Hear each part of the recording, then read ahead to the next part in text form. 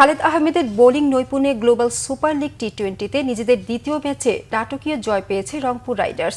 গায়ানায় গতকাল হোবার্ট হারিকেন্সের বিপক্ষে ১৫১ রানের পুঁজি গড়ে শেষ ওভারের রোমাঞ্চে ১ রানের জয় ডিফেন্ডিং চ্যাম্পিয়নদের। গায়ানার প্রভিডেন্স স্টেডিয়ামে টস হেরে ব্যাটিংয়ে নেমে ৬ উইকেটে ১৫১ রান করে নুরুল হাসান সোহানদের দল। কাইল মায়ার্স ৪২ বলে ৬৭, ইব্রাহিম জাদরান ৩১ বলে দ্বিতীয় সর্বাধিক ৪৩ রান করেন। হোবার্টের পক্ষে লেগ স্পিনার উসমান মির ৪ ওভারে ১৫ রান দিয়ে ৩ উইকেট নেন। রান তাড়ায় রংপুরের পেসার খালেদের দুর্দান্ত বোলিং মোকাবেলা করে জয়ের সম্ভাবনা জাগায় অস্ট্রেলিয়ার ফ্রাঞ্চাইজি দলটি। জয়ের জন্য শেষ ওভারে প্রয়োজন হয় তাদের ১৩ রান। আজমতুল্লাহ ওমর জায়ের ওয়াইডে শুরু করা ওভারের বৈধ প্রথম বল ছক্কায় ওড়ান মোহাম্মদ নবী। পরের ২ বলে ২ রান দেওয়া আফগান পেসার চতুর্থ ডেলিভারিতে নবীকে ফেরান।